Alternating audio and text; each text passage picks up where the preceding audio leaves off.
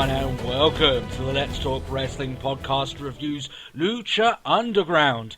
And this week we are obviously reviewing the newest episode of Season 2, which is Episode 10, which starts off a new chapter in this season of Lucha Underground after Aztec Warfare last week. My name, of course, every single week is Turbo Tony. I am the host of the Lucha Underground reviews. And let's get all those plugs out of the way, shall we, for this show. If you guys would like to interact with this show, you can do so via our Facebook page, facebook.com/Let's Talk Wrestling Podcast. Why not send my co-host Matt a tweet at TalkWrestlePod is our handle on there. Send us any emails or audio questions at Let's Talk Wrestling Podcast at gmail.com. Plenty of ways to interact with us. And of course, it's YouTube. You can use that comment section there below. It is waiting for you in all of its glorious glory. I know that's not exactly articulate of me there, but still, it's the way we do things here. Now, first of all, before we get into this week's episode, a little bit of talk over what happened last week. I'm sure you guys probably caught it. Aztec Warfare was a big show for Lucha Underground. It was a good show for Lucha Underground. I thought that the Aztec Warfare was brilliant. I thought it was great fun. I even talked about it to a smaller degree on the weekend episode of the Let's Talk Wrestling podcast. There was a slight little conversation in the comments in regards to Matanza's size and whether or not maybe there had been some people out there saying that that they were hoping that he was a little bit taller, a little bit more imposing in terms of verticality. Personally, I mean, this is just a opinion thing, right? I don't think this is really too much of a problem. I think he comes off as an intimidating guy anyway, right? I think everyone can at least agree on that. Sure, he might be more intimidating if he had an extra foot on him, but I still think that he's fine. Personally, to me, it doesn't really change anything. If you've got a smaller guy who with that size, he still comes across as a scary dude to me. Maybe that's just me. I don't know. It obviously, the look and the mask and the way he comes across, I think it's fine. I honestly don't see that much of a problem with it. I'm sure people maybe were expecting him to be taller. I don't know why, but I just wasn't. I don't know why. The way he came out was pretty much as I pictured him. Maybe a little bit smaller in terms of size, actual mass. But in terms of height or anything, it came off to me exactly how I had envisioned it. Maybe other people, that's one good thing really, that you have to look at this. Lucha Underground has built up these bigger, larger-than-life characters. Sometimes it's hard for the real man, the actual wrestler, to actually live up to the character Lucha Underground creates, which is a good problem for them, right? That's a good thing. It means they know how to create characters, they know how to build up a character, and that's good for them, right? Anyway, let's get into this week's episode. It is the new chapter, I like to call it, of Lucha Underground. The era of Katrina has ended for now, at the very least. Dario Cueto is back in control, and we can see that right from the beginning because we have a live band that starts up the show. We haven't had that on Lucha Underground for quite some time, and that was a Dario Cueto touch, right? Talking of El Jefe, he's back in control. He's on the mic. He announces a brand new Trios tournament for next week to see who will be facing the Trios champions. And he has an idea for the number one contendership for his brother's championship. But as he goes on to speak about it, Pentagon Jr. comes out. And unfortunately for him, later on in the match that he ended up having, he had his usual mask on. The mask he had in this segment unfortunately reminded me of the Shockmaster. He's basically got he's got a white and gold sort of like flashy mask on. It didn't fit his gear because he wasn't wearing gear that really fit the mask. It looks really weird to me. I don't know why. It stood out for the wrong reason, shall we say, but still. Cueto tells Pentagon that he's just not championship material. I was expecting to come out with B+ player there, but that's not how Cueto promotes his show. Pentagon takes exception to Cueto's words and grabs him, demands a match with Matanza for the championship tonight, and he sets him up for the sacrifice, the broken arm. And before Cueto can, before that can happen, Cueto gives him the championship title shot, and there's sort of an unease around the area where you're thinking maybe, just maybe, Pentagon is going to pay for his actions once again, when it comes to Man, it doesn't even matter who's around. He just wants to sacrifice everyone, right? So that's his whole deal. When it comes to Matanza, it looks like that sort of guy that would make you pay for your mistakes, sort of thing. The first match, Taya and Mundo. Johnny Mundo versus Cisco and Castro, the crew. You see very few random matches in Lucha Underground. Even the random matches seem at very least that they've got some sort of point of being there, right? And this is, like I said, the new chapter of Season 2.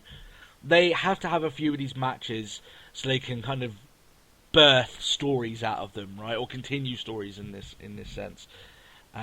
They've got to try and set up some new storylines because some storylines ended at Aztec Warfare, right? So,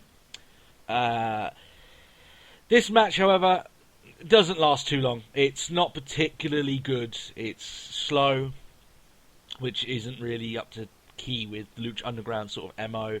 Crowd weren't exactly alive throughout this show, for the majority of it anyway. Mundo is trying his best to stay out of the match. He's only tagging in and out when it suits him, kind of leaving Taya out to dry. And there's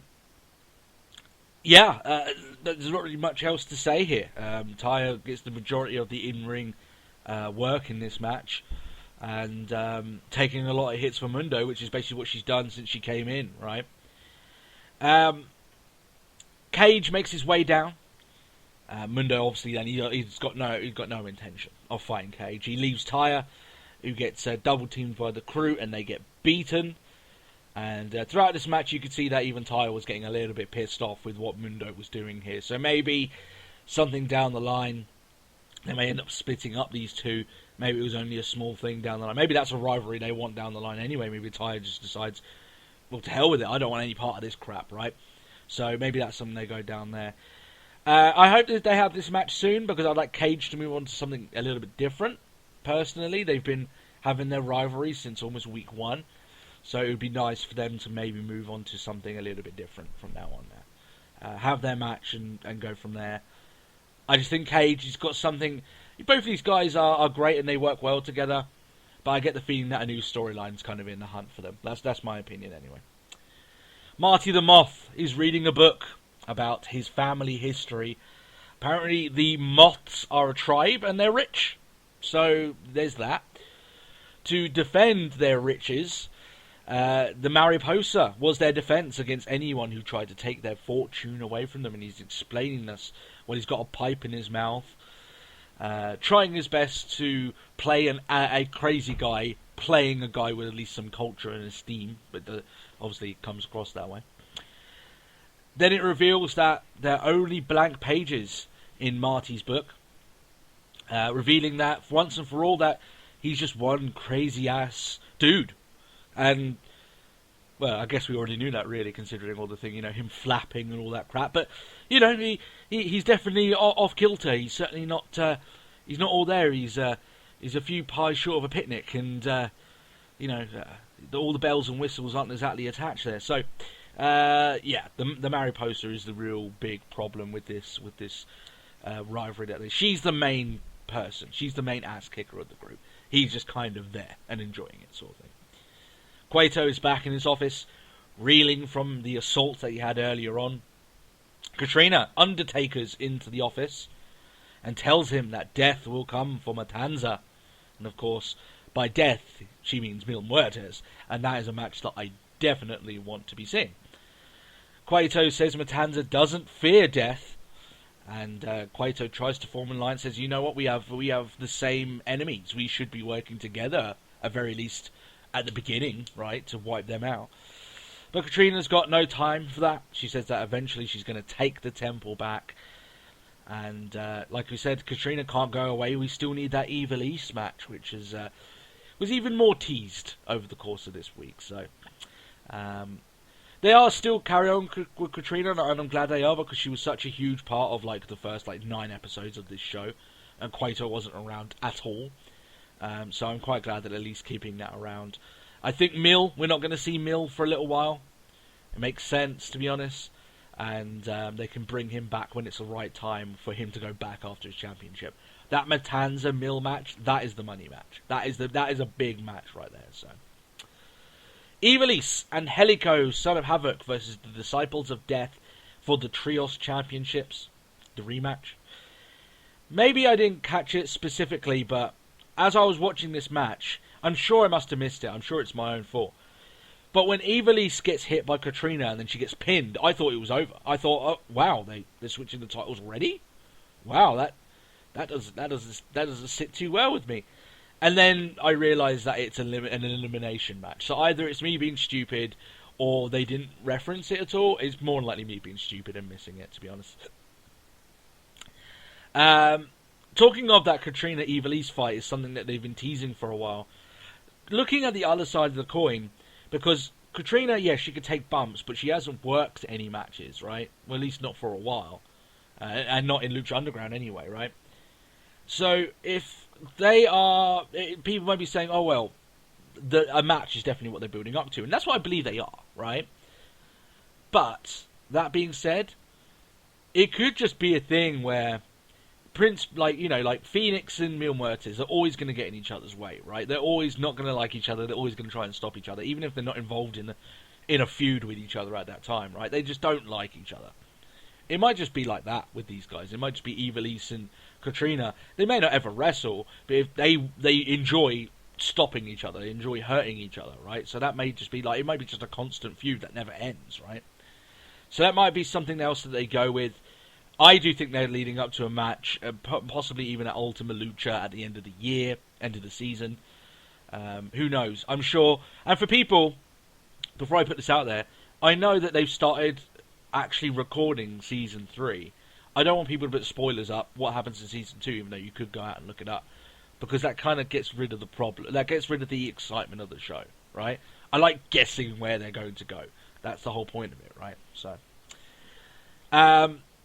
So, Angelico hits his finisher, which is the power bomb, right? I think they call it the angel falling or something along those lines. But he gets that. That makes it 2-2. He ends up getting eliminated though, which leaves just Son of Havoc. Now, one of the things is that we've had Angelico have his moment. Ivelisse had her moment, albeit quite a while ago in episode 1. Son of Havoc really hasn't had his moment to shine, so this was kind of his moment to do his thing.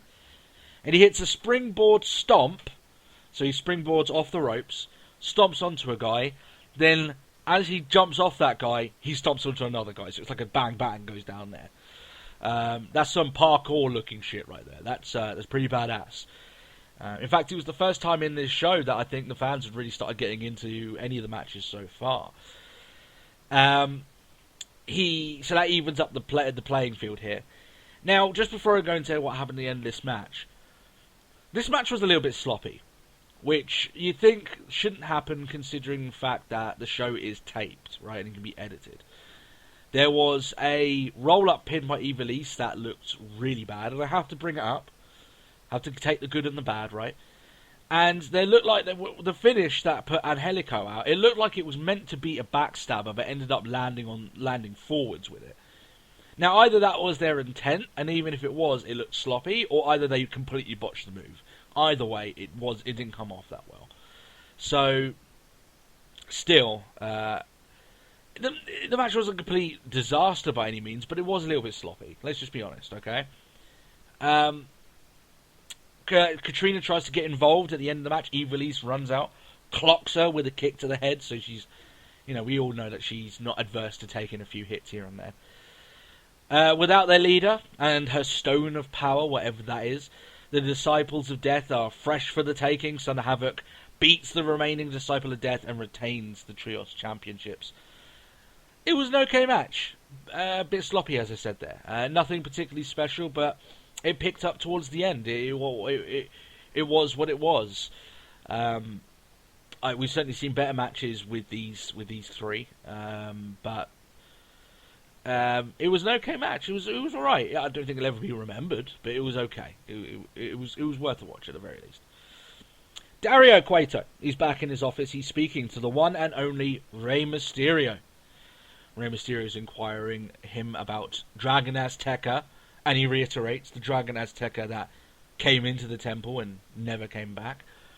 For those who didn't watch Season 1, is actually Cueto's associate, Black Lotus, who killed Dragon Azteca, not Matanza. So technically, when Cueto's replying back and saying, don't blame my brother for that, he's actually right?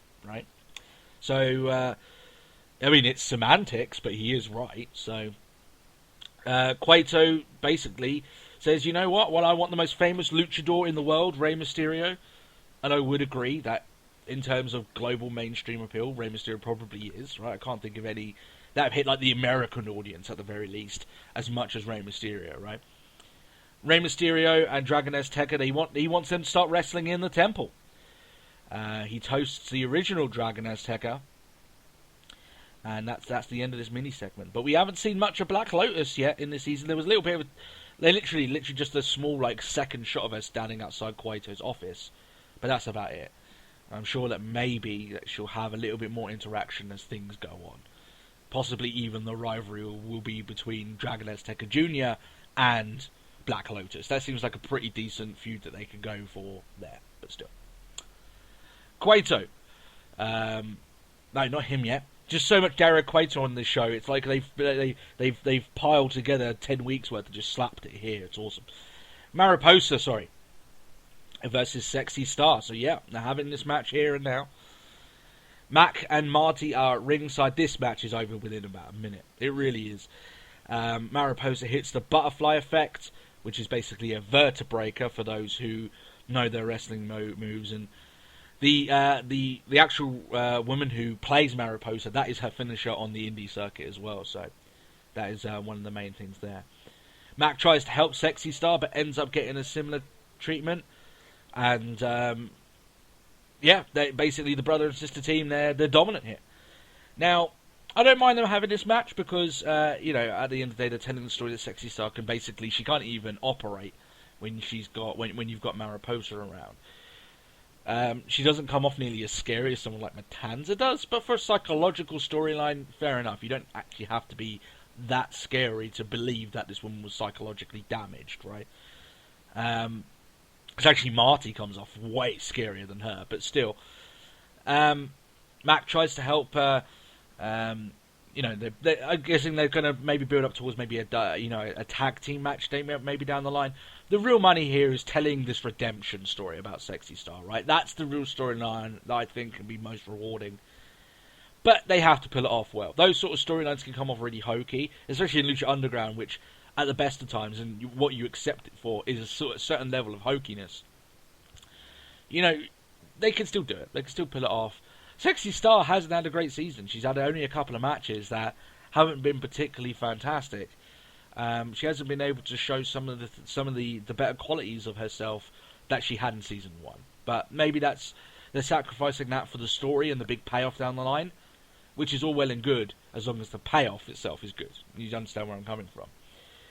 Backstage, Cueto tells Matanza to break Pentagon's back, make it so he can never enter the temple again, and he unlocks the cell. So it leads to the main event. Matanza versus Pentagon Jr. Excuse me. Now, one little small bit here that I may have noticed, that I may have mentioned before, but I just want to make a reference to it now, just in case I haven't. Melissa Santos, she's the announcer, right? For those who maybe didn't watch Season 1, there was a small interaction between her and Pentagon Jr. where Pentagon tried to break her arm, basically. So, whenever she introduces Pentagon, she looks pissed off. She looks like she would rather be doing anything than saying his name. It's kind of awesome that they've kept that little tidbit in, because surely, yeah, she would kind of pissed off that this guy is still around and she has to introduce him after what he tried to do, right? So, I like that little touch there. Matanza comes off as unstoppable in this match. He's very early Undertaker with the basically no selling and keeping to his vertical base. You know how roughly Taker was done earlier on before. Except that at this stage of Taker's career, he wasn't that particularly great as a wrestler. I'm sure Matanza isn't phenomenal, but I think Matanza's got more in his arsenal than Taker had back then. And that's not so much a hit on Taker, because he's a phenomenal wrestler now. He reinvigorated the second half of his career. But Taker, in the early starts of his career, his gimmick kind of made it so he couldn't really do that much. He was the Undertaker. He was basically a zombie, right? So he no sold. He did the odd move here and there, and he finished the match. It was basically Taker in the early years. But Matanza, he's a completely different beast. He rips apart Pentagon's mask, or he tries to at least. All I can say is, like, Phoenix and Pentagon, who are brothers in real life, they just have a thing about getting their masks ruined. But the pair of them had their masks ruined quite a few times, but still. Not a long match at all, this one, like the majority of the show, unfortunately. Matanza wins with the Wrath of the Gods, which is a spinning power slam. I'm guessing that is his finish. It looks dirty because he doesn't take the power slam where you perceive it to be. Normally you power slam and you roll towards the head. He rolls towards the feet, so it looks a little bit more... It just looks different, just from the different change in the way of the rotation, right? So it's good stuff. Vampiro comes in, tries to stop Matanza from putting Pentagon out for good. But Matanza, of course, listens to no one. He lays out Vampiro and powerbombs Pentagon through a table. Does exactly what his brother asked him to do. Break his back and make sure he can never come back. That's exactly what his brother asked him to do. There's Pentagon that's carried away in an ambulance. Vampiro's travelling beside him, looking quite menacing in his own right.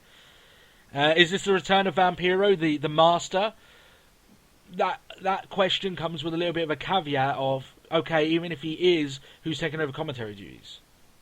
That's the main issue. I'm sure that if they had someone to pair up with Matt Striker apart from Vampiro, we would probably have that dynamic running already. But that wasn't the case. So where they're going with it, I don't know. But we'll soon see. I do like that idea of Vampiro doing that. You know, that one of the best visuals of last season at the end was Vampiro, you know, and Pentagon in the mist and them talking to each other. I quite like that, right? So that's the end of the show. All in all, I have to say, this is probably one of the more mediocre shows of the season so far. You had 4 matches. I couldn't pinpoint a match that I would tell people, go and watch that. That's really worth your time going out to watch. It's an episode that is being used to set up episodes down the line. It's trying to keep some of these storylines ticking over. If there was a missable show so far, this will probably it. And people might be very upset with me saying that. By no means am I saying that I didn't find any enjoyment out of the show. I did. I you know, you guys know I love Lucha Underground. I'm a big fan. But as a critic, I have to look at it in the terms of they have to live up to Aztec Warfare last week, which just wasn't going to happen. That was a show that's going to be remembered for a long, long time. And for the in-ring content, there was a lot of quick matches, and the longer ones didn't really excite to that much of a degree, and even the fans themselves of the show weren't as tuned in as they have been, you know, before at the actual building, right? So it's okay for Lucha Underground they can't be going full non-stop. They have to have these smaller episodes that gradually build up things as they go along. They can't be at top gear all the way going through, because people just get burnt out at that point. So I understand that, but if people are going to ask me, so far out the season, is if there's an episode that's worth missing, I'd probably say this one. And that's just my opinion. And that's okay. If you guys have a similar opinion, awesome. If you don't, that's okay as well. That's the whole point of having opinions. It's a wrestling-based opinion show. And I like to reiterate that from time to time. Now, that is my review of the show. I still think it's worth a watch, but as I said, if you're if it's a busy week, which it is a Mania week, and you don't have a lot of time to watch stuff, then I wouldn't be completely against you skipping this week's show. But that's just me. Alright then, guys, if you would like to interact with us here on the show, then you can do so via our Facebook, facebook.com/Let's Talk Wrestling Podcast. You can send us a tweet at TalkWrestlePod is the place to do that. Send us any audio questions and emails at letstalkwrestlingpodcast@gmail.com. Leave any comments in the comment section below. If they're Lucha Underground related, then I'll answer them on the Lucha Underground reviews. And of course, you can subscribe and be one of our over 600 subscribers now. And we're hoping to get 1,000 by the end of this year. We've got a long way to go, and we hope that we get there. And with your help, we can get a little bit closer. So why not hit that subscribe button and become part of the show to get regular updates of this show, and then you can catch us for the weekend show. This week's coming out on a Saturday, because of WrestleMania week. And then for WrestleMania, we are airing a live review here on the show 5 minutes after WrestleMania finishes. Well, 5 minutes past 4. WrestleMania might finish 10 minutes early or whatever, but still. It'll be 5 minutes past 4. Come and catch us for the WrestleMania review. I know it'll be late, but come on, it'll be a lot of fun. And you're going to be tired anyway, so why not, right? So, alright then guys, have a great time. I'll catch you all next week, and I'll see you all then. Bye-bye.